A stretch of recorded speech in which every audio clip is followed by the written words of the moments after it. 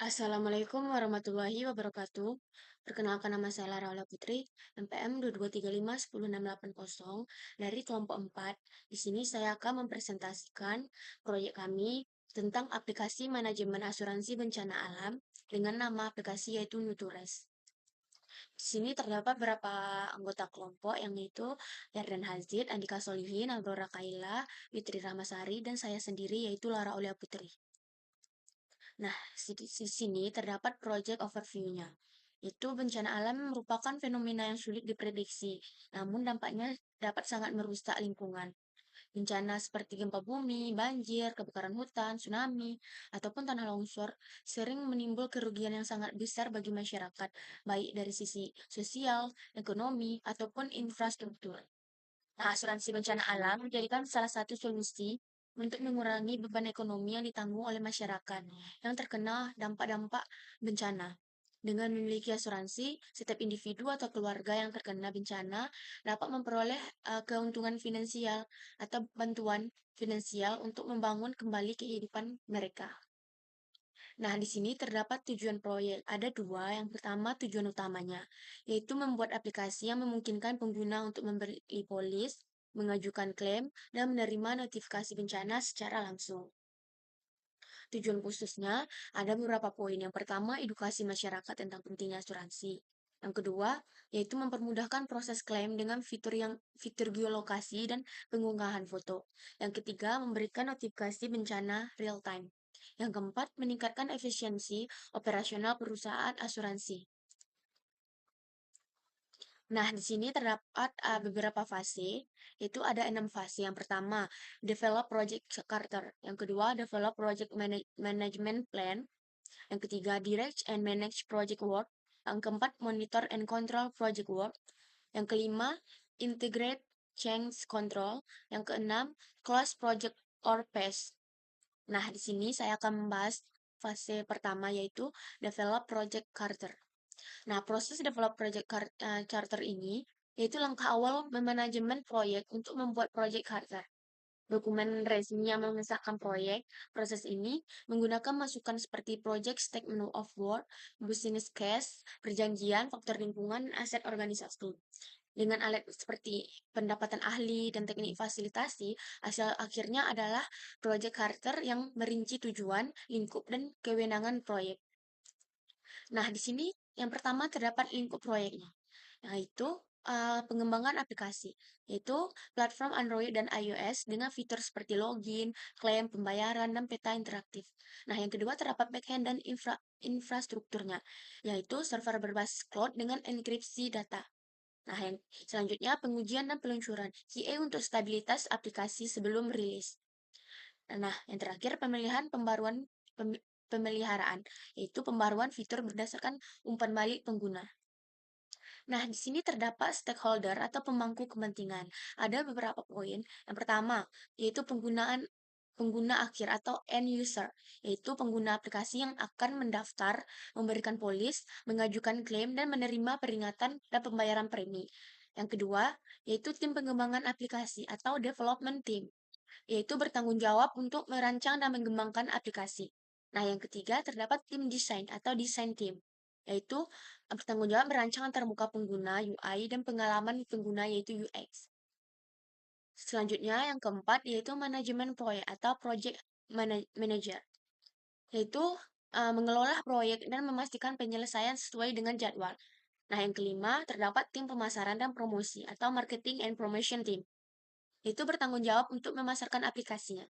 Nah, yang ke-6 yaitu penyediaan asuransi dan mitra atau insurance provider and partner. Bertanggung jawab menyediakan produk asuransi dan mendukung fitur tambahan. Nah, yang ketujuh terdapat tim keamanan dan IT atau security and IT team. Bertanggung jawab menjamin keamanan data dan aplikasi. Yang kedelapan yaitu regulator asuransi dan pemerintahan atau regulatory bodies and government, yaitu menyusun dan menegakkan regulasi yang mengatur industri asuransi. Yang kesembilan terdapat tim dukungan pelanggan atau customer support team, bertanggung jawab memberikan bantuan kepada pengguna aplikasi.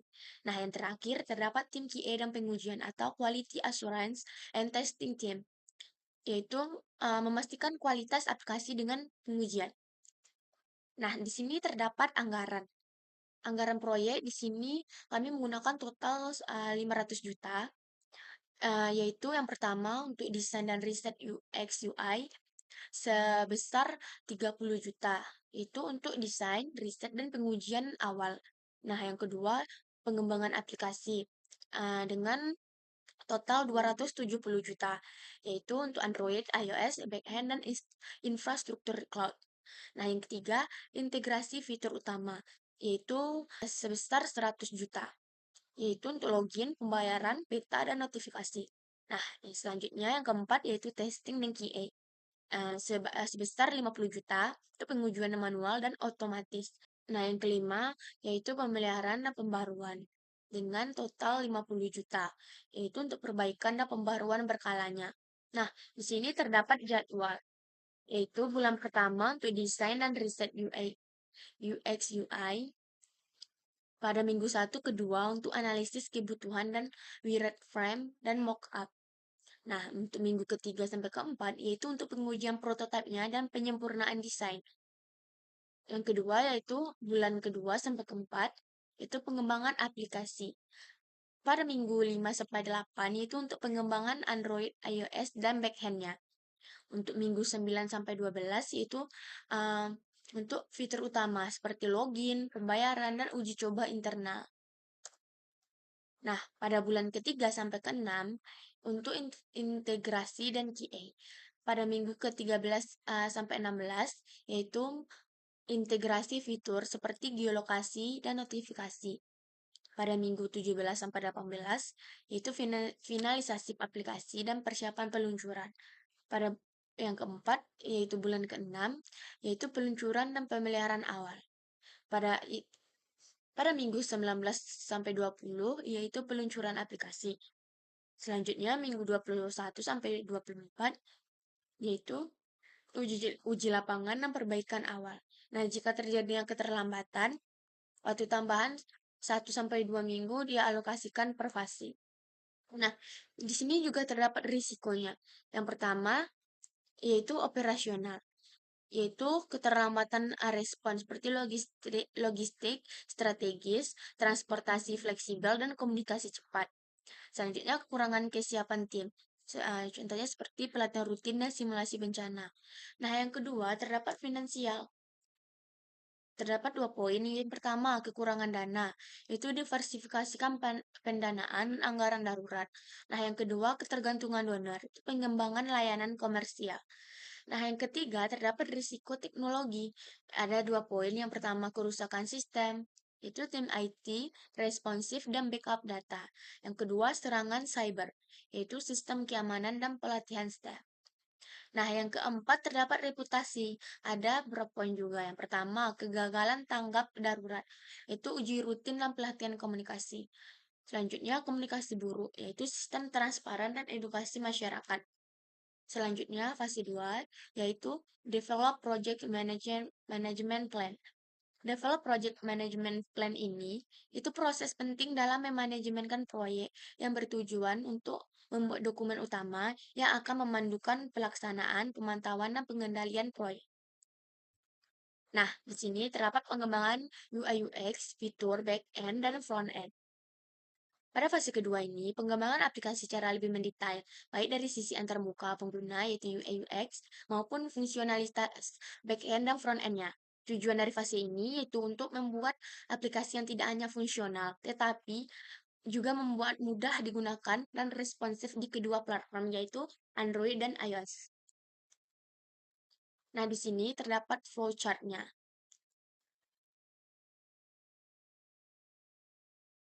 Pertama, yaitu mulai, terus login atau daftar akun. Selanjutnya, apakah pengguna sudah memiliki akun? Kalau tidak, isi formulir pendaftaran, terus login. Kalau ya, masukkan username dan password. Terus, apakah login valid? Kalau tidak, masukkan username dan password. Kalau iya, lanjut ke halaman utama. Terus, di sini terdapat menu yang dipilih, itu data diri, produk, pengajuan. Selanjutnya, pilih produk, itu individu dan kumpulan. Kalau produk selanjutnya produk yang dipilih yaitu terdapat dua, yaitu produk individu. Jika produk individu masukkan selanjutnya ke mode pembayaran, kalau produk kumpulan juga ke mode pembayaran. Selanjutnya di sini terdapat beberapa metode pembayarannya, yaitu transfer bank, virtual akun, dan lainnya. Kalau apakah setelah itu apakah pembayaran berhasil? Kalau tidak itu gagal, ulang lagi. Kalau iya yaitu sukses. Nah, di sini terdapat forum data diri, yaitu nama, alamat, kontak, dan lain-lain. Apakah semua data sudah lengkap? Kalau tidak, lengkapi datanya lagi. Kalau ya, simpan data. Nah, di sini terdapat forum pengajuan pekerjaan. Selanjutnya isi data pekerja dan unggah foto KTP. Apakah data sudah dilengkap? Kalau tidak, lengkapi datanya. Kalau iya, simpan data dan end. Nah, selanjutnya terdapat pengembangan UI UX dan user interface dan user experience. Nah, yang pertama, desain UI dan UX. Yang kedua, wireframe dan prototype. Yang ketiga, interaksi pengguna. Ya, selanjutnya fokus utama desain UI atau UX. Terdapat beberapa poin. Yang pertama, kemudahan navigasi. Itu aplikasi harus jelas dan tidak membingungkan. Yang kedua, yaitu responsivitas dengan menyesuaikan tampilan dengan berbagai ukuran dan layar perangkat. Yang ketiga, aksesibilitas. Itu menggunakan desain yang inklusif agar dapat diakses oleh semua penggunanya, termasuk mereka yang memiliki keterbatasan fisik. Nah, selanjutnya konsistensi visual. Itu memastikan bahwa elemen visual aplikasi konsisten antara layar yang berbeda seperti warna, tombol, icon, dan lainnya. Selanjutnya pengembangan fitur. Yaitu yang pertama pemberian polis asuransi. Nah, pengguna dapat memilih jenis polis asuransi sesuai dengan jenis bencana yang mungkin terjadi di wilayah mereka. Yang kedua, pengajuan klaim. Pengguna dapat mengajukan klaim dengan mengunggahkan foto kerusakan dan memberikan deskripsi singkat terkait bencana yang dialaminya. Selanjutnya, peta dan geolokasi. Pengguna dapat melihat peta untuk mengetahui jalur evakuasi atau lokasi yang perlu dihindar. Selanjutnya, yaitu pembayaran premi dan integrasi pembayaran, yaitu mengintegrasikan sistem pembayarannya untuk memudahkan pembayaran premi asuransinya. Nah, selanjutnya, peringatan dini dan notifikasi real time. Nah, aplikasi ini memberikan pemberitahuan kepada pengguna tentang potensi bencana alam berdasarkan data geospasial dan cuaca yang terkini. Nah, sini terdapat tampilan UI UX-nya. Pada gambar awal ini terdapat splash screen. Selanjutnya login di sini. Terdapat tulisan selamat datang di Nutures, asuransi bencana alam. Terus login menggunakan nomor HP, password, ini masuk. Nah, di sini terdapat daftar akun. Terus terdapat juga login. Nah, di sini terdapat di halaman utamanya. Selanjutnya ini bagian kelas asuransi. Ini memilih kelas, terdapat 3. Nah, selanjutnya untuk mengisi formulir. Dan selanjutnya ya ini bagian metode pembayarannya. Nah, di sini terdapat produk individu, terdapat juga produk kumpulan. Nah, di sini terdapat bagian profil penggunanya. Selanjutnya juga terdapat chatbotnya.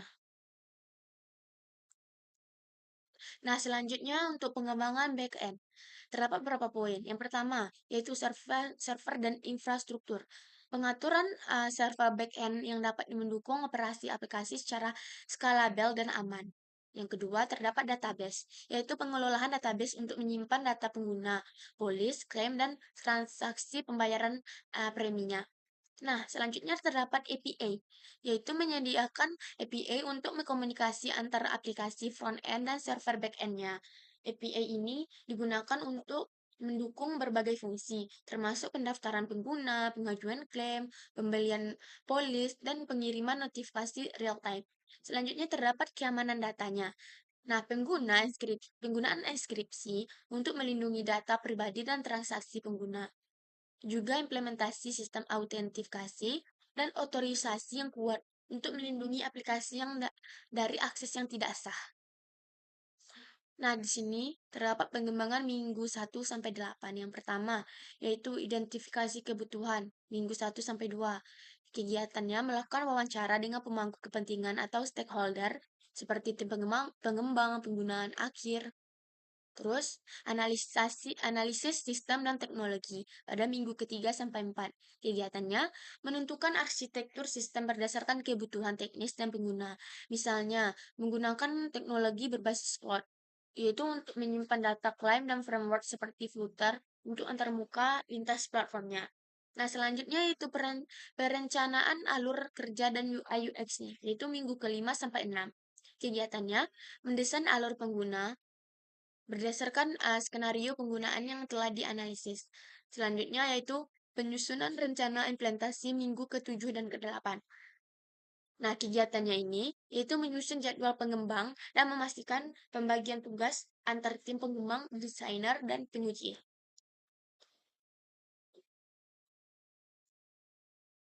Nah, selanjutnya pengambilan satu dan seterusnya. Itu desain dan riset UX UI ya, pada bulan 1. Alokasi biaya yaitu 30 juta. Kegiatan ini dilakukan sebelum pengembang dimulai untuk memastikan desain aplikasi sesuai dengan kebutuhan pengguna. Selanjutnya, pengembangan aplikasi bulan ke-2 sampai 6.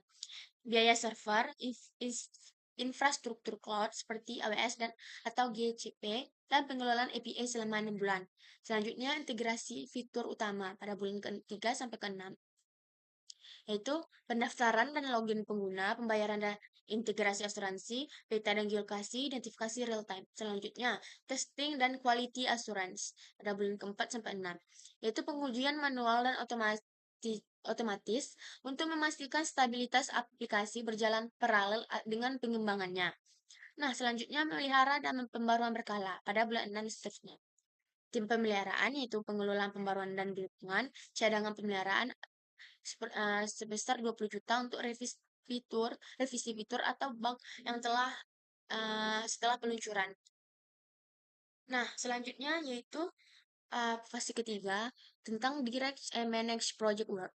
Nah, aplikasi ini dirancang untuk mempercepat klaim asuransi bencana, memprediksikan risiko berbasis data, mengelola keuangan asuransi secara efisien. Dikembang dengan kerangka kerja agile, direct and manage project work adalah proses dalam manajemen proyek dengan tujuan memastikan bahwa pekerjaan proyek dilakukan sesuai dengan rencana dan menghasilkan deliverable yang diharapkan. Nah, sini terdapat aktivitas utama tim. Yang pertama, yaitu mengelola aktivitas proyek. Pengembangan fitur utama aplikasi, yaitu klaim otomatis, integrasi data real-time, kalkulator premi, pelaporan keuangan. Yang selanjutnya, desain antarmuka pengguna, yaitu tampilan sederhana, modul 2 pengguna, terdapat 2 poin, yaitu model klien dan admin. Nah, yang kedua, pengelolaan sumber daya internal. Terdapat beberapa poin. Yang pertama, tim teknologi informasi terdapat 2, yaitu backhand dan front-end. Selanjutnya, tim keuangan terdapat 2 bagian, yaitu algoritma premi, simulasi kerugian. Nah, yang tiga, tim risiko asuransi terdapat 2 poin. Yang pertama, analisis risiko geografis. Yang kedua, input jenis bencana. Nah, yang ketiga, terdapat pemanfaatan sumber daya eksternal. Yang pertama, yaitu konsultan hukum. Memastikan aplikasi mematuhi regulasi perlindungan data dan hukum asuransi setempat. Yang kedua, penyediaan teknologi cloud. Menyediakan server untuk menyimpan data secara aman dan dapat diakses secara global. Yang keempat, metode dan standar pengembangan, yaitu yang pertama, metodologi agile. Pengembangan dilakukan dalam siklus sprint 2 minggu dengan pengujian dan evaluasi berkelanjutan. Nah, selanjutnya standar keamanan informasi, yaitu dengan inskripsi SSL, yaitu ISO atau IEC 27001 dan penetration testing rutin. Nah, selanjutnya yaitu yang kelima, pengelolaan perubahan. Yang pertama, feedback real time. Setiap perubahan atau masukan dari suatu perusahaan asuransi itu maupun korban bencana dicatat dalam sistem change request. Yang selanjutnya, penyesuaian modul. Jika diperlukan fitur tambahan, misalnya yaitu pelaporan berbasis grafik, prosesnya mengikuti siklus pengembangan yang telah ditentukan. Selanjutnya yaitu direct and manage project work activity. Yang pertama yaitu tempat inputan. Pertama yaitu rencana manajemen proyek, permintaan perubahan yang disetujui, faktor lingkungan perusahaan, dan aset proses organization. Yang kedua, tools dan techniques. Yang pertama, penilaian ahli. Yang kedua, sistem informasi manajemen proyek seperti Jira atau Trello. Yang ketiga, pertemuan sprint review setiap 2 minggu. Nah, outputnya, yang pertama hasil akhir, aplikasi mobile dan dokumentasi teknik, data kinerja kerja, permintaan perubahan, laporan keuangan. Yaitu fase 4, monitor dan kontrol project work. Monitoring adalah sekumpulan prosedur dan praktik manajemen yang digunakan untuk mengumpulkan informasi mengenai kinerja yang dicapai oleh proyek berdasarkan ukuran kinerja. Controlling merupakan pengaturan sistem untuk mengukur laporan serta memperkirakan penyimpangan terhadap tujuan, anggaran, dan jadwal proyek. Selanjutnya, monitoring dan controlling, yaitu tindakan yang berkaitan. Saat kita melakukan tugas monitor pada satu proyek, kita juga secara otomatis melakukan controllingnya terhadap proyek tersebut. Nah, yang pertama terdapat tahap 1 yaitu inputan. Yang pertama, proyek manajemen plan. Terdapat berapa poin? Yang pertama, lingkup, yaitu aplikasi asuransi seperti register, kuota premi, pembelian polis, dan klaim. Target pemasaran sebesar 10.000 pengguna per bulan. Nah, yang kedua yaitu jadwal. Pada minggu 1 sampai ke 4 yaitu desain arsitektur, minggu kelima ke 10 sampai 10 yaitu coding dan integrasi, minggu 11 sampai 12 yaitu pengujian dan beta. Yang ketiga yaitu anggaran. Sekitar 40% pengembangan dan 30% pemasaran. Yang keempat, komunikasi, yaitu tools seperti Slack, Trello, dan laporan mingguan. Yang kelima, yaitu risiko. Terdapat dua, yang pertama teknis, yaitu backup data, dan selanjutnya pemasaran, yaitu promo jika responnya rendah. Nah, selanjutnya sini terdapat schedule forecast, rincian jadwal proyek. Pada bulan 1 sampai 2 yaitu rekrutmen staff, dokumen legalitas, dan prototype. Pada bulan 3 sampai 4 yaitu pengembangan fitur utama dan pengujian internal. Pada bulan kelima, rilis beta untuk 100 pengguna, revisi berdasarkan feedback. Nah, bulan ke-6 peluncuran aplikasi dan kampanye pemasaran besar. Nah, jika banyak bug, peluncuran diperpanjang 2 minggu. Selanjutnya, cost forecast. Terdapat 3 poin. Yang pertama, teknologi, sekitar 25 juta per minggu untuk pengembangan dan server. Selanjutnya, pemasaran, 15 juta per minggu mulai dari bulan keempat. Cadangan risiko, 50 juta untuk biaya tak terduga. Nah, selanjutnya, validated change. Terdapat semua perubahan lingkup, jadwal, atau anggaran memerlukan persetujuan manajer proyek. Nah, contoh yaitu pengembangan fitur chatbot atau revisi jadwal peluncuran jika ada masalah pada keamanannya. Selanjutnya, Work Performance Information, KPI dan data sumber. KPI-nya 1.000 pendaftaran bulan pertama, 20% konversi ke pembelian polis, 80% ulasan positif. Sumber data yaitu Google Analytics, dan survei kepuasan pengguna. Selanjutnya, enterprise and environmental factor. Terdapat dua, yaitu regulasi, wajib terdaftar di OJK dan patuh pada aturan perlindungan data. Persaingannya, kompetitor fintech dengan layanan serupa. Selanjutnya, organisational proses aset, yaitu terdapat dua, proses internal, SOP untuk laporan, klaim, dan pemasaran. Selanjutnya, dokumen historis, data proyek sebelumnya sebagai acuan anggaran dan jadwal. Tahap 2 yaitu tools and techniques. Yang pertama, expert judgment. Terdapat dua, yaitu pakar aktuaria yang menentukan premi berdasarkan risiko demografi. Kedua, pakar keamanan data, memastikan aplikasi sesuai dengan standar ISO 27001. Selanjutnya, analytical techniques, yaitu SWOT analisis. Terdapat pertama, kekuatan, yaitu fitur otomatis, klaim, dan user friendly. Kelemahannya, butuh upaya pemasaran untuk membangun kepercayaan. Selanjutnya, analisis risiko. Risiko downtime saat kampanye besar diatasi dengan server cadangan. Nah, selanjutnya terdapat proyek manajemen information system. Cloud-based tool seperti Trello untuk melacak progres proyek. Selanjutnya, meeting.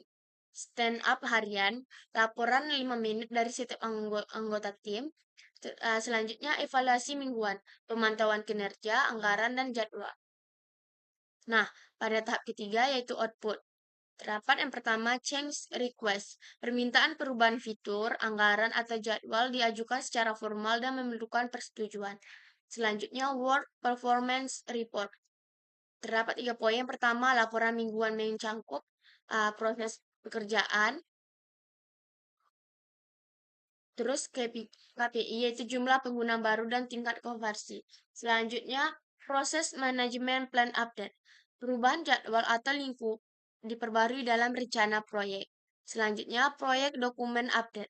Dokumen risiko dan laporan pemasaran diperbarui setelah evaluasi bulanan. Selanjutnya, di sini terdapat monitor dan kontrol proyek work. Nah, terdapat langkah-langkah monitoring dalam proyek Nutures. Terdapat beberapa poin, yang pertama, pengumpulan data, yaitu mengumpulkan data progres, pengembangan fitur utama, dan penyelesaian bug secara berkala. Yang kedua, perbandingan dengan rencana, yaitu membandingkan hasil aktual dengan baseline proyek, termasuk jadwal dan milestone. Nah, yang ketiga, identifikasi penyimpangan, yaitu mengidentifikasi devisi pada waktu, anggaran, dan kualitas hasil. Yang keempat yaitu penyusunan laporan, yaitu menyusun laporan status proyek untuk stakeholder terkait dengan proses dan kendalanya. Nah, yang terakhir pemantauan kualitas, yaitu melakukan pengujian rutin terhadap fitur yang sudah selesai. Nah, sini juga terdapat langkah-langkah controlling dalam proyek Nutures. Terdapat beberapa bagian. Yang pertama, menganalisis penyimpangan, yaitu mengidentifikasi penyebab deviasi dan dampaknya terhadap jadwal, anggaran, dan kualitasnya. Selanjutnya, yang kedua, perencanaan tindakan korektif, yaitu menyusun langkah korektif seperti menambah sumber daya, mengatur ulang prioritas, dan mengalokasikan kembali anggaran. Selanjutnya, implementasi tindakan korektif, yaitu melibatkan sumber daya tambahan, menggunakan alat otomatisasi, dan menerapkan metode pengujian yang lebih efisien. Nah, terakhir, evaluasi hasil perbaikan, yaitu memantau progres, mengadakan rapat evaluasi, dan juga melaporkan hasil kepada stakeholder. Di sini terdapat contoh implementasi monitoring dalam proyek Nutures. Yang pertama, pengumpulan data progres, yaitu menggunakan dashboard Trello untuk melacak progres setiap tugasnya seperti menyelesaikan fitur pengajuan klaim dan juga pengembangan notifikasi real time. Selanjutnya, melakukan evaluasi mingguan terhadap waktu penyelesaian dibandingkan dengan timeline proyek. Yang kedua, mengujikan fitur. Terdapat 2 poin. Yang pertama, mengujikan fitur geolokasi untuk memastikan akurasi lokasi dalam klaim. Nah, yang kedua, melakukan uji coba fungsi notifikasi real time untuk memastikan pengguna mendapatkan informasi yang relevan dengan cepat. Nah, yang ketiga, terdapat rapat evaluasi, yaitu mengadakan rapat mingguan untuk membahas progres proyeknya, mengidentifikasi kendala, dan juga menyusun rencana tindak lanjutnya. Nah, di sini juga terdapat contoh implementasi controlling. Yang pertama yaitu pemulihan jadwal. Ketika pengembang fitur geolokasi mengalami keterlambatan, controlling dilakukan dengan menambahkan 2 pengembang untuk membantu menyelesaikan tugas tersebut dalam waktu yang lebih singkat atau cepat. Yang kedua, koreksi anggarannya. Jika terjadi pembengkakan biaya pada penguji keamanan API, controlling dilakukan dengan mengurangi anggaran pada aktivitas promosi awal aplikasi untuk menutupi kekurangannya. Selanjutnya, yang ketiga, peningkatan kualitas. Jika penguji fitur mengajukan klaim menunjukkan error signifikasi, Jika penguji fitur mengajukan klaim menunjukkan error signifikan, controlling juga dilakukan dengan menambahkan siklus penguji ekstra sebelum melanjutkan ke tahap berikutnya. Nah, di sini alat dan teknik monitoring. Yang pertama yaitu perangkat lunak manajemen proyek. Tools seperti Microsoft Project, Trello, atau Jira digunakan untuk memantau progres, tugas, dan milestones. Nah, yang kedua dashboard visual. Menggunakan Trello atau Notion untuk memvisualisasikan progres tugas dan alokasi sumber daya. Yang ketiga, laporan progresnya. Laporan mingguan Baulanan untuk melaporkan status proyek kepada stakeholder. Yang keempat, Key Performance Indicator. Itu mengukur aspek utama proyek seperti waktu menyelesaikan fitur, kecepatan penguji, dan penyelesaian bug. Nah, di sini terdapat tujuan utama monitoring dan controlling pada proyek ini. Yang pertama, memastikan proyek berjalan sesuai dengan jadwal dan anggaran. Nah, yang kedua, mengurangi risiko kegagalan dengan tindakan korektif yang cepat dan efektif. Yang ketiga, yaitu meningkatkan kualitas hasil melalui pengujian dan evaluasi berulang. Yang keempat, memberikan visibilitas penuh kepada stakeholder tentang status dan keberhasilan proyek. Selanjutnya permintaan perubahan proyek. Yang pertama, penambah fitur notifikasi real time. Deskripsinya yaitu penambah fitur notifikasi real time bertujuan memberikan informasi langsung kepada pengguna terkait status klaim, peringatan bencana, dan pembaruan terkait polis asuransi. Fitur ini menggunakan integrasi push notification yang berhubungan dengan database utama aplikasi. Nah, terdapat rincian dampak biaya, yaitu pengembangan modul notifikasi real time 30 juta, pengujian integrasi notifikasi 10 juta, penyempurnaan dan debugging yaitu 10 juta, total biaya tambahannya sebesar 50 juta. Nah, di sini terdapat rincian dampak jadwal, yaitu pengembangan fitur 1 minggu, pengujian fitur 1 minggu, total waktu tambahannya 2 minggu. Selanjutnya, yang kedua yaitu perubahan desain UI pada halaman klaim. Mengubah tata letak dan elemen desain pada halaman klaim agar lebih user-friendly. Hal ini mencakup penyesuaian warna, tata letak form, serta penambahan panduan langkah-langkah untuk penggunaan saat mengajukan klaimnya. Tujuannya, meningkatkan pengalaman pengguna dan mengurangi waktu yang diperlukan untuk menyelesaikan klaim. Rincian biaya dampaknya. Yang pertama, redesign halaman klaim 10 juta, pengujian dan validasi desain baru 5 juta, penyesuaian dokumentasi pengguna 5 juta, total biaya tambahannya 20 juta. Nah, selanjutnya rincian dampak jadwal. Desain ulang dan pengembangan yaitu 3 hari, pengujian desain baru 4 hari, total waktu tambahannya 1 minggu. Selanjutnya permintaan perubahan proyek. Meningkatkan sistem keamanan APA. Pembaruan sistem keamanan APA dilakukan untuk memastikan data penggunaan tetap terlindungi dari potensi serangan cyber. Ini termasuk mengimplementasikan teknik enkripsi data, dan juga pengujian penetrasi pada endpoint APA. Langkah-langkah ini penting untuk memenuhi standar keamanan terbaru. Terdapat rincian dampak biaya.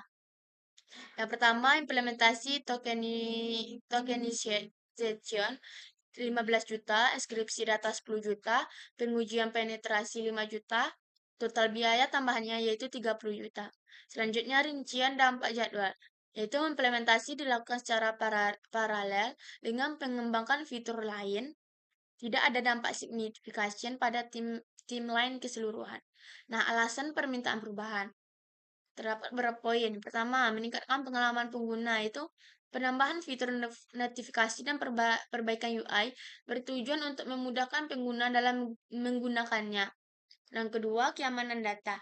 Peningkatan sistem keamanan APA diperlukan untuk mematuhi regulasi dan melindungi data sensitif pengguna. Yang ketiga, relevansi proyek.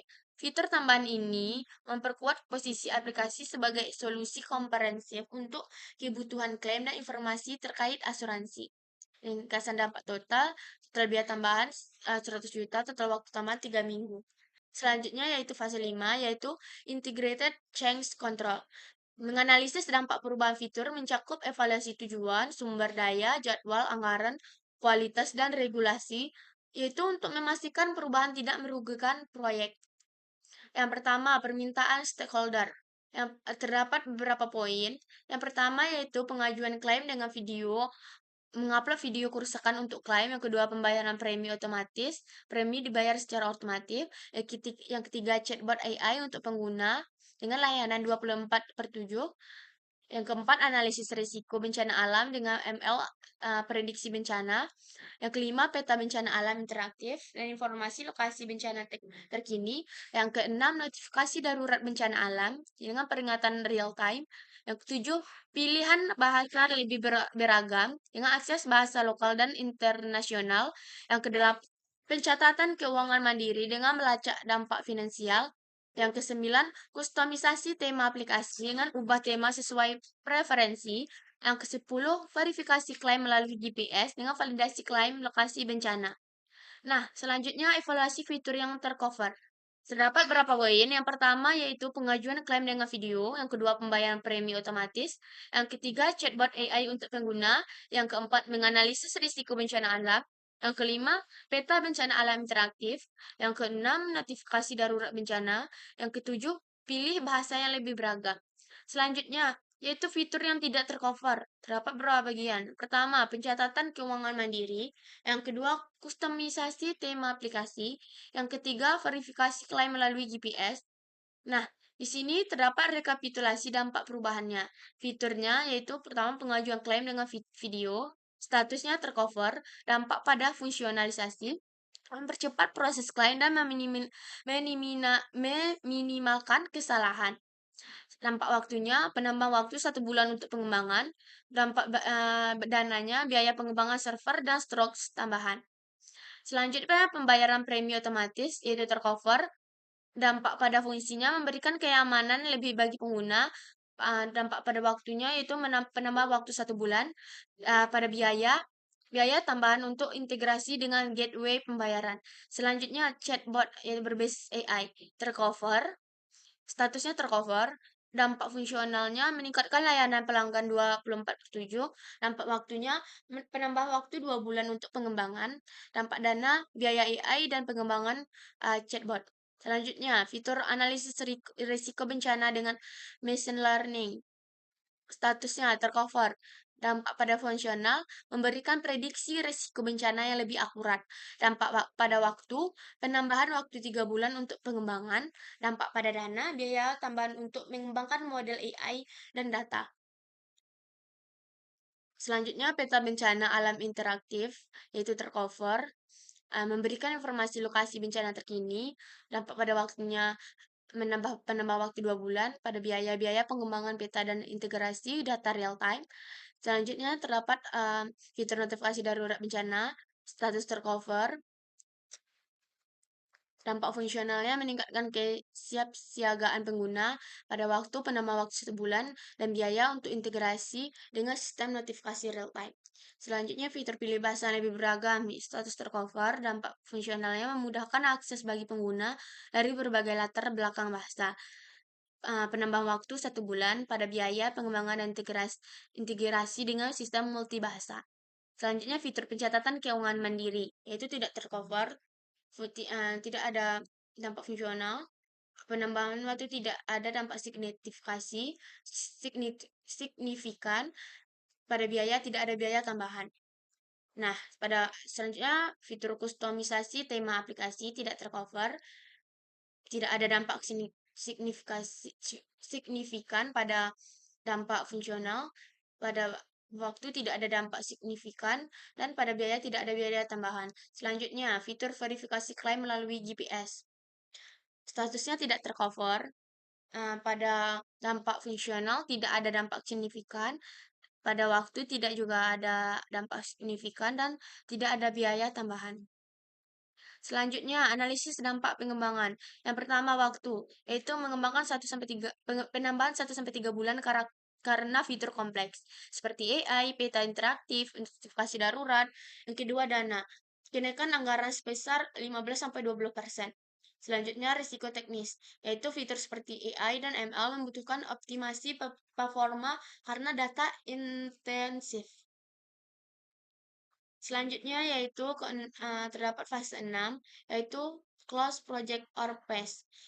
Close Project or PES ini adalah langkah terakhir dalam manajemen proyek asuransi bencana alam, di mana keseluruhan pekerjaan dirancang telah selesai, hasil proyek telah diserahkan dan proyek atau fase tersebut ditutup secara resmi. Sini terdapat tujuan dan target pengguna. Tujuan utama yaitu klien cepat, yaitu proses klaim otomatis melalui unggahan pujian video. Prediksi risiko, menganalisis risiko bencana berbasis data real time. Selanjutnya, pengalaman pengguna. Antara muka sederhana untuk klaim, laporan, dan pembayaran premi. Selanjutnya, target pengguna, yaitu pemegangan polis asuransi. Masyarakat yang membeli asuransi untuk melindungi aset mereka dari risiko bencana alam. Selanjutnya, target penggunaan perusahaan asuransi, pihak yang bertanggung jawab dalam memproses klaim dan pengelolaan data risiko. Sini terdapat arsitektur aplikasi. Yang pertama, front end. Yaitu teknologinya menggunakan React Native untuk aplikasi mobile, iOS, dan Android, dan React.js untuk antarmuka web. Desain UI UX-nya fokus pada kemudahan akses dengan tombol besar dan navigasi yang intuitif. Nah, terdapat di sini backend-nya menggunakan teknologi Node.js untuk server backend dan Express.js sebagai framework utama. Database-nya di sini menggunakan MongoDB untuk menyimpan data klaim pengguna dan informasi risiko. Selanjutnya menggunakan API integrasi, menggunakan API dari BMKG untuk mendapatkan data real time mengenai bencana alam. Nah, untuk keamanannya di sini menggunakan SSL encryption. Semua komunikasi antara aplikasi dan server dienkripsi menggunakan SSL. Selanjutnya, authentication. Sistem autentikasi menggunakan OAuth 2.0 untuk keamanan yang lebih baik. Penerapan testing, penetration testing rutin dilakukan untuk mengidentifikasi potensi kerentanannya. Nah, fitur utamanya mengajukan klaim dengan video. Sistem menerima file video dengan gambar untuk verifikasi klaim. Pembayaran premi otomatis. Pembayaran dilakukan melalui integrasi dengan gateway pembayaran seperti Stripe. Selanjutnya, chatbot AI. Menggunakan teknologi chatbot berbasis AI untuk memberikan pelayanan 24 jam. Selanjutnya, analisis risiko menggunakan machine learning untuk memprediksi potensi bencana berdasarkan data historis dan real time. Selanjutnya, notifikasi darurat. Sistem memberikan pemberitahuan real time kepada pengguna melalui push notification. Nah, di sini terdapat laporan kinerja aplikasi. Laporan kinerja aplikasi memiliki tujuan untuk memberikan gambar tentang bagaimana aplikasi berproses dalam lingkup penggunaan nyata, dengan fokus pada waktu respon, tingkat kesalahan, dan penggunaan sistem secara keseluruhan. Metode pengukuran kinerja waktu respon, waktu yang diperlukan aplikasi untuk memproses klaim dan pemerintahan informasi risiko. Selanjutnya, ketersediaan sistem. Sistem akan dipantau untuk memastikan uptime dan yang optimal. Selanjutnya, efisiensi penggunaan sumber daya. Pemantauan penggunaan server, memori, dan penyimpanan untuk memastikan aplikasi berjalan efisien. Selanjutnya, kepuasan pengguna. Server kepuasan pengguna untuk menilai pengalaman dan kenyamanan pengguna dalam menggunakan aplikasi. Selanjutnya, terdapat hasil kinerja aplikasi. Yang pertama, kecepatan proses klaim, yaitu aplikasi mampu memproses klaim secara otomatis dalam waktu kurang dari 5 menit untuk verifikasi video dan foto kerusakan. Yang kedua, tingkat kesalahan. Tingkat kesalahan sistem untuk klaim dan pembayaran berada di bawah 2% dengan perbaikan cepat yang diterapkan. Yang ketiga, penggunaan fitur utama. Penggunaan mengakses fitur chatbot AI secara lebih sering dibandingkan fitur lainnya menunjukkan bahwa layanan 24/7 ini sangat dihargai. Selanjutnya, peningkatan prediksi risiko. Sistem prediksi bencana berbasis machine learning menunjukkan akurasi prediksi hingga 85% dalam area tertentu yang memiliki data cuaca yang cukup. Nah, di sini terdapat penggunaan proyek. Yang pertama, penggunaan oleh pemegang polis, yaitu pengguna akhir. Langkah-langkahnya, registrasi dan login. Pengguna mendaftar, memilih jenis asuransi, dan login dengan kredensial. Yang kedua, pengajuan klaim. Mengunggah foto dan video kerusakan, diverifikasikan otomatis dengan machine learning. Yang tiga, pembayaran premi otomatis. Pengaturan pembayaran otomatis via kartu debit atau e-wallet. Yang keempat, notifikasi darurat bencana. Pemberitahuan real-time bencana di wilayah pengguna. Yang kelima, peta interaktif, yaitu menampilkan lokasi dan dampak bencana terkini. Yang keenam, laporan keuangan, yaitu pemantauan klaim, premi, dan status finansial secara otomatis. Nah, pengguna oleh perusahaan atau admin, langkah-langkahnya manajemen klaim. Itu pemantauan klaim masuk, proses dengan analisis AI, dan ambil keputusan. Selanjutnya, verifikasi otomatis dengan foto video untuk percepatan. Selanjutnya, yang kedua, analisis risiko. Itu tinjauan laporan risiko bencana real time dari sumber terpercaya. Sesuaikan kebijakan dan model premi berdasarkan data risiko. Selanjutnya, pelaporan keuangan. Hasil laporan otomatis klaim, premi, dan kerugian. Gunakan data untuk analisis biaya dan risiko jangka panjang. Nah, selanjutnya manajemen pengguna, yaitu kelola data pelanggan, status klien, dan pembaruan polis. Mengatur fitur dan kontrol aplikasi untuk pengguna. Di sini terdapat keamanan dan integrasi, yaitu keamanan pengguna. Semua data pribadi menggunakan informasi keuangan dienkripsi dengan SSL dan simpan dengan keamanan di server. Pengguna memiliki kontrol atas data mereka yang dapat mengedit atau menghapus informasi pribadi sesuai dengan kebijakan privasi yang berlaku. Untuk integrasi sistem, aplikasi ini terintegrasi dengan sistem eksternal seperti API dari BMKG, yaitu untuk data bencana real-time dan gateway pembayaran transaksi premi.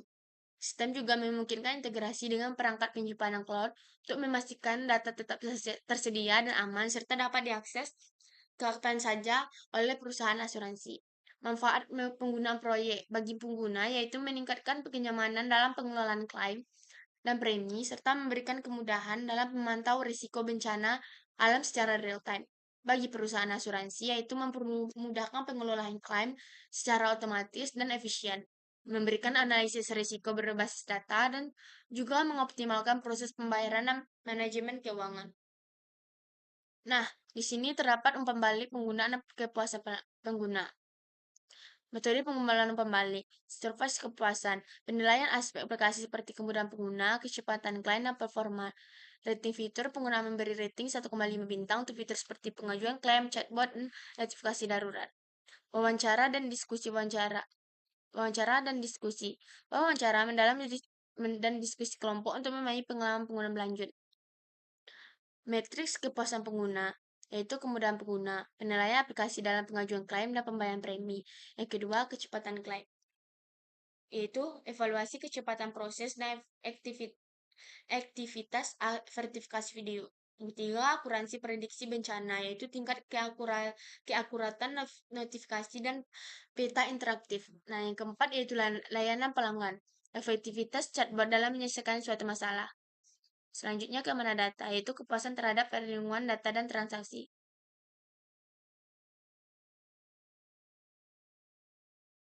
Selanjutnya, grafik skor kepuasan pengguna. Terdapat 1-5 skala. X-axis fitur aplikasi, yaitu mencakup fitur seperti pengajuan klaim, pembayaran premi, chatbot AI, notifikasi darurat, peta interaktif, dan lainnya. Selanjutnya, Y-axis, yaitu rating kepuasan, rentan 1-5, dengan 5 adalah skor tertinggi, yaitu sangat puas, dan 1 adalah skor yang terendah, yang sangat tidak puas. Sini terdapat fitur aplikasinya dan skor kepuasannya. Nah, sini terdapat beberapa grafik skor kepuasan penggunanya, yaitu perencanaan sebesar 90%, desain 85%, pengembangan 70%, pengajuan 95%, penyerahan 100%. Sini terdapat pembelajaran dari proyek aplikasi manajemen keuangan asuransi bencana alam. Terdapat pembelajaran positif, yaitu peningkatan kolaborasi tim, yaitu kolaborasi yang solid antara pengembangan, analisis sistem, dan tim asuransi sangat membantu dalam merancangkan fitur yang tepat. Metodologi AGL memungkinkan interaksi cepat dan feedback berkelanjutan, yaitu mempercepat penyelesaian proyek. Selanjutnya, menerapkan teknologi canggih. Menggunakan interaksi machine learning untuk menganalisis risiko dan chatbot AI meningkatkan kualitas aplikasi secara signifikan. Pemanfaatan API real-time untuk data bencana memperkuat fitur aplikasi dan relevansi terhadap kebutuhan pengguna. Selanjutnya, manajemen waktu dan sumber daya yang efektif. Perencanaan awal yang matang meminimalkan risiko besar meskipun terdapat beberapa penundaan kecil. Selanjutnya, anggaran dikelola dengan efisien meskipun komplikasi proyek cukup tinggi. Dan selanjutnya fokus pada pengembangan pengguna UI UX. Desain aplikasi yang intuitif dan ramah pengguna mengurangi kebingungan dan terutama dalam situasi darurat. Pembelajaran negatifnya, penundaan pada pengembangan fitur kompleks. Fitur chat AI dan chatbot AI dan analisis risiko memakan waktu lebih lama dari yang direncanakan. Perlu lebih banyak sumber daya untuk mengelola data besar dan proses yang kompleks. Selanjutnya, kompleksitas dalam integrasi sistem. Tantangan teknis dalam interaksi API, cuaca, dan gateway pembayaran memerlukan waktu lebih lama untuk diselesaikan. Beberapa fitur seperti vertifikasi klaim melalui VPS harus ditunda karena alasan biaya dan teknisi.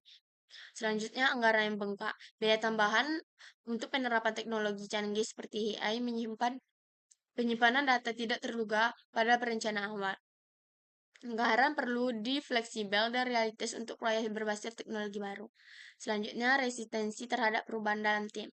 Tantangan adaptasi terhadap teknologi baru seperti AI dan machine learning memperlambat kemajuan beberapa anggota tim.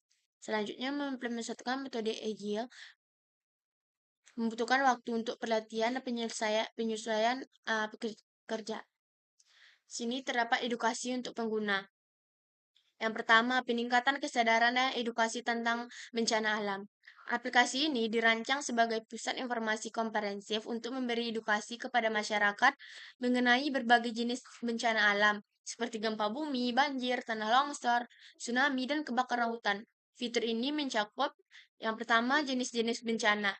Penjelasan mendalam tentang berbagai bencana alam, termasuk penyebar, frekuensi, dan wilayah yang berisiko. Yang kedua, dampak bencana menggambar rinci tentang potensi kerusakan yang bisa ditimbul terhadap lingkungan, infrastruktur, dan kehidupan manusia. Yang ketiga, langkah mitigasi, yaitu panduan praktik untuk mengurangi risiko seperti memperkuat struktur bangunan, menyiapkan kit darurat, dan memahami prosedur evakuasi. Selanjutnya yaitu modul pembelajaran. Ini kursus interaktif dan dalam bentuk teks, grafik, dan video untuk mendidik masyarakat tentang pentingnya kesadaran terhadap suatu risiko bencana.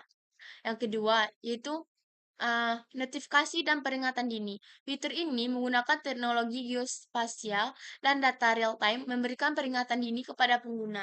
Komponen utama meliputi yang pertama, pembaruan real-time.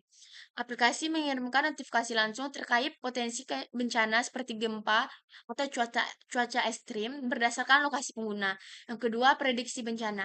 Data dari Badan Meteorologi atau Geofisika diintegrasikan untuk memberikan prediksi bencana dengan tingkat akurasi yang lebih tinggi. Selanjutnya, yang ketiga, personalized alert, yaitu pengguna dapat menyelesaikan notifikasi untuk bencana tertentu atau area tertentu. Nah, selanjutnya, yang keempat, simulasi situasi darurat. Fitur yang memungkinkan pengguna untuk mengikuti simulasi virtual, evakuasi, dan sebagai persiapan menghadapi bencana. Selanjutnya yaitu panduan proses asuransi. Fitur ini membantu penggunaan memahami dan mengelola asuransi bencana alam. Subfiturnya meliputi yang pertama, pengenalan asuransi bencana alam. Informasi tentang jenis-jenis asuransi yang tersedia untuk melindungi properti dan aset. Yang kedua, panduan membeli polis, yaitu langkah-langkah untuk membeli asuransi yang sesuai dengan kebutuhan, termasuk tipe mengevaluasi penyediaan layanannya. Yang ketiga, simulasi klaim. Pengguna dapat mensimulasikan proses klaim untuk mengetahui dokumen yang diperlukan dan tahap yang harus diikuti.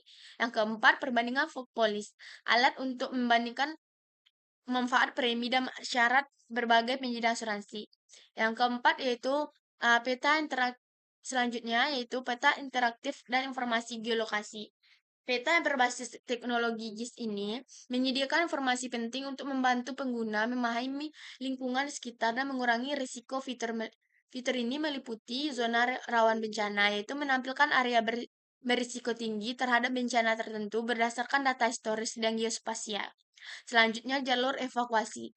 Informasi jalur aman untuk evakuasi darurat disertai dengan petunjuk arah. Selanjutnya, lokasi penting. Menandakan lokasi seperti tempat pengungsian, rumah sakit, dan pos bantuan lainnya. Selanjutnya, customizable maps, yaitu pengguna dapat menyesuaikan peta berdasarkan jenis informasi yang mereka butuhkan, seperti bencana tertentu atau lokasi spesifiknya. Selanjutnya, yang kelima, tutorial dan sumber daya informasi. Fitur ini memberikan akses kepada pengguna untuk mempelajari langkah-langkah mitigasi bencana dengan cara yang mudah dipahami. Beberapa elemen yang tersedia antara lain yaitu yang pertama, video tutorial, video pendek dan informatif tentang cara menyiapkan perlengkapan darurat, prosedur edukasi, dan tips menghadapi situasi bencana. Selanjutnya, dokumen referensif, yaitu e-book, panduan PDF tentang pencegahan, tanggapan darurat, dan pemulihan pasca bencana.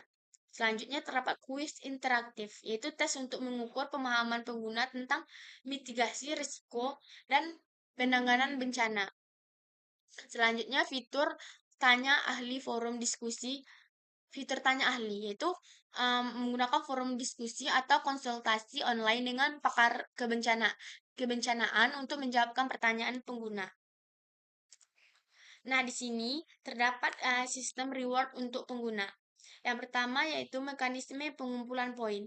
Pengguna dapat mengumpulkan poin-poin berdasarkan berbagai aktivitas seperti menyelesaikan modul edukasi, yaitu mendapatkan poin setiap kali menyelesaikan kursus atau modul pembelajaran tentang mitigasi bencana. Selanjutnya yaitu mengikuti simulasi bencana. Partisipasi dalam simulasi evakuasi virtual memberikan poin tambahan. Selanjutnya, berpartisipasi dalam kuis. Dengan menjawab kuis dengan benar terkait pencegahan bencana dan langkah darurat. Selanjutnya yaitu pelaporan bencana. Memberikan informasi bencana di area sekitar. Selanjutnya, dengan menggunakan fitur interaktif, seperti memanfaatkan peta evakuasi atau notifikasi peringatan dini. Nah, yang B yaitu level dan bad gauge. Pengguna diberikan insentif dalam pembentukan level dan bad key sesuai dengan aktivitas mereka di aplikasi. Badge tematik ya seperti pionir kesadaran bencana, ahli mitigasi, atau pelaporan evakuasi aman. Selanjutnya level keahlian. Pengguna naik level berdasarkan poin yang terkumpul dari pemula hingga master mitigasi. Nah, yang C yaitu penukaran poin. Poin yang dikumpulkan dapat ditukar dengan berbagai manfaat. Yang pertama, sebagai voucher belanja atau diskon asuransi. Pengguna bisa menukarkan poin dengan diskon untuk produk atau layanan asuransi terkait dengan bencana. Yang kedua, donasi sosial. Poin dapat dikonversi menjadi sumbangan untuk kegiatan bentuk bencana. Yang ketiga, hadiah fisik, seperti paket darurat bencana, perlengkapan medis, atau barang lainnya. Yang keempat, akses premium. Pengguna dapat membuka fitur premium seperti pelatihan lanjut atau konten eksklusif dan menggunakan poin. Nah, yang D yaitu tantangan dan kompetisi. Tantangan mingguan per bulan.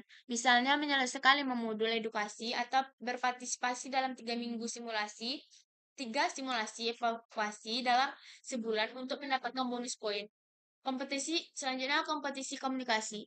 Pengguna bersaing di papan peringkat global atau lokal untuk mengumpulkan poin terbanyak dalam kategori tertentu. Yang KE, penghargaan komunitas. Pengguna dengan kontribusi besar seperti pelanggaran bencana valid atau membantu pengguna lain melalui forum bisa mendapatkan penghargaan khusus seperti penghargaan sosial yaitu sertifikat atau pengakuan dalam aplikasi. Selanjutnya penghargaan material, yaitu hadiah berupa perlengkapan bencana atau uang elektronik. Nah, di sini terdapat kesimpulan, yaitu meskipun rakyat ini menghadapi beberapa kendala seperti penundaan waktu atau pembengkakan biaya tambahan akibat fitur kompleks, hal ini memberikan pembelajaran yang sangat berharga tentang bagaimana mengelola perubahan dan pengembangan aplikasi. Dengan memperhatikan tantangan tersebut, ke depannya proyek serupa dapat dikelola dengan perencanaan yang lebih matang, fleksibilitas dalam anggaran, serta integrasi teknologi yang realistis. Sekian yang dapat saya jelaskan. Kalau ada kekurangan kesalahannya, mohon dimaafkan. Assalamualaikum warahmatullahi wabarakatuh.